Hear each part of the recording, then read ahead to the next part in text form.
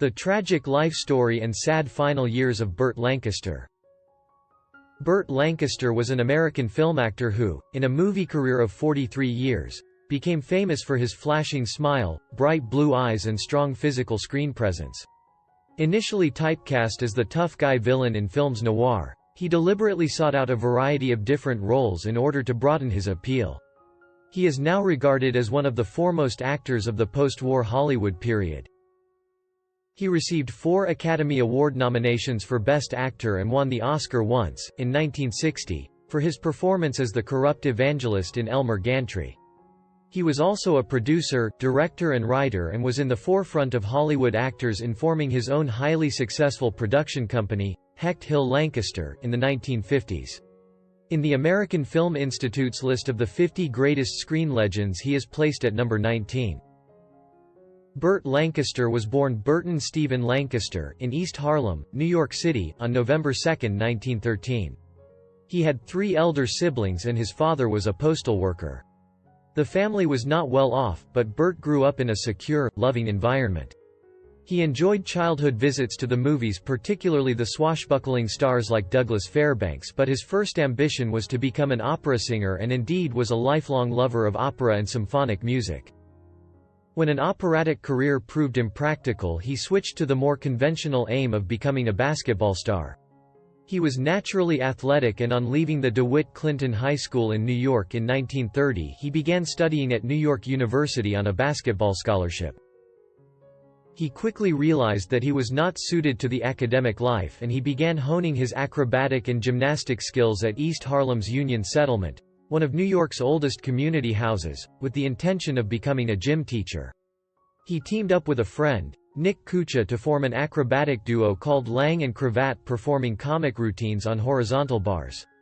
They went on the road with the K Brothers Circus in Petersburg, Virginia, and then spent the next 7 years working in fairgrounds, different circuses and nightclubs, giving it up in 1939 only when Lancaster injured his hand.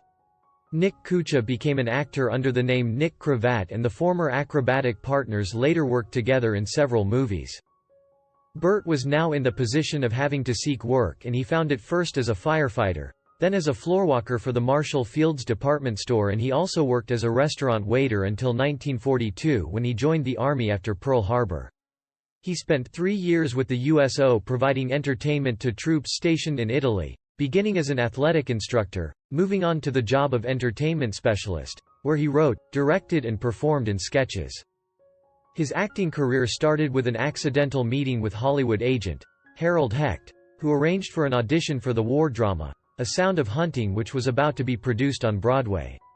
Lancaster got the part, but his debut was an inauspicious one as the play flopped badly, but it brought him to the notice of Hollywood producer Hal Wallace. Lancaster signed a contract with Hal Wallace Productions, Inc. on January 8, 1946 to make 2 films a year for 7 years. In 1946 he made an impressive movie debut co-starring with Ava Gardner in the film noir The Killers as an ex-prizefighter, and almost immediately found himself a successful and sought-after Hollywood star. He appeared in a series of action and adventure movies such as Desert Fury in 1947 and Rope of Sand in 1949, and his career accelerated in the 1950s when his good looks and athleticism made him a natural for a series of action films such as The Flame and the Arrow in 1950, Vengeance Valley in 1951 and The Crimson Pirate in 1952, in which he was partnered once again with Nick Cravat. Lancaster was a natural choice for the all-action military, western and thriller movies in which he appeared at this time, but he successfully resisted being typecast as just an action man. He was restless to prove he was not merely a hunky screen presence, but an accomplished actor, too. So, although his performances in movies such as Brute Force in 1947 and I Walk Alone in 1948 were extremely successful and seemed to be perfect for him, he actively sought other roles such as the ambitious husband of Barbara Stanwyck in Sorry, Wrong Number in 1948 and the alcoholic doctor in Come Back, Little Sheba in 1952. As time went on he became increasingly in demand for more complex and challenging roles such as that of Sergeant Warden in the classic movie, From Here to Eternity in 1953, for which he received the first of 4 Academy Award nominations for Best Actor. He supported and appeared in a movie and a radio play adaptation of Arthur Miller's Broadway play, All My Sons, and a 1955 movie adaptation of Tennessee Williams' The Rose Tattoo, both of which might not have otherwise been filmed. He helped change the stranglehold of the big Hollywood studios by forming with his agent Harold Hecht a series of independent production companies, starting with Norma Productions in 1948, then the Hecht-Lancaster Company, and, in 1954 with the writer-producer James Hill, the Hecht-Hill-Lancaster Company. Through Hecht-Hill-Lancaster he made the successful drama Marty in 1955, which won Academy Awards in 4 categories including Best Picture and Bachelor Party in 1957, as well as films in which he himself starred such as the submarine drama, Run Silent, Run Deep in 1958, with Clark Gable. After memorably playing a cynical journalist in the cult hit, Sweet Smell of Success in 1957, he took the role of charlatan preacher in Elmer Gantry in 1960, for which he won an Academy Award for Best Actor, and in 1962 he received a 3rd Oscar nomination for his portrayal of a rehabilitated convict Robert Stroud, in Birdman of Alcatraz. One of Lancaster's most frequent co-stars was Kirk Douglas, with whom he appeared 7 times in such films such as I Walk Alone in 1948, Gunfight at the OK Corral in 1957, 7 Days in May in 1964, and Tough Guys in 1986. He and Douglas were not close friends off-screen and maintained a healthy competitive working relationship.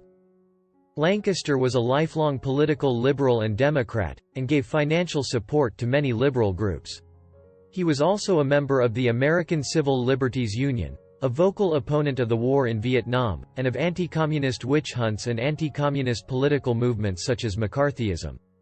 He was also one of the actors and artists who joined Martin Luther King's March on Washington in 1963. Lancaster was a longtime supporter of gay rights, and in 1985 joined the fight against AIDS after his close friend, Rock Hudson, contracted the disease. In his personal life, Lancaster was known as an outspoken character with a somewhat prickly personality. He guarded his private life fiercely, but in his youth was regarded as a womanizer. As well as affairs with leading ladies such as Deborah Kerr and Shelley Winters, he was married 3 times.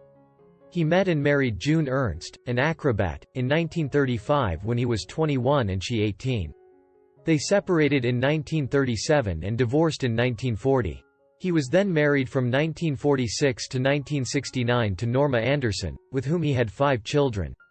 His 3rd wife was Susan Martin, whom he married in September 1990 until his death in 1994.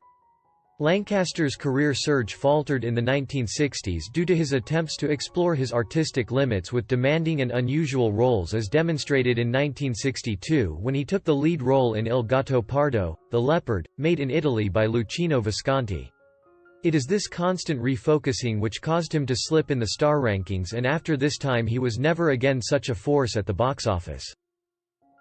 He continued to give full commitment to his roles during the 1960s, as in his performance as a power-hungry general in 7 Days in May in 1964, and in The Swimmer in 1968, but his best movies were behind him. During the 1970s he made a number of movies, but none struck a popular chord. Lancaster himself began drinking heavily and his looks began to fade. Nevertheless, he received a 4th Oscar nomination as well as the New York Film Critics' Best Actor Award for his excellent portrayal of an aging conman in Atlantic City in 1980. As he grew older he became active in television with such miniseries and TV movies as Moses, The Lawgiver and On Wings of Eagles, but his naturally robust constitution began to fail and increasing ill health prevented him from working as much as he wished. After a gallbladder operation in 1980 he had to undergo a quadruple heart bypass in 1983, after which his health never recovered. He was wheelchair-bound, partly paralyzed and with restricted speech after a stroke in 1990. Burt Lancaster died in his Los Angeles apartment from a heart attack on October 20, 1994, at the age 80. He is buried at Westwood Memorial Park in Los Angeles. Rest in peace Burt Lancaster, goodbye legend.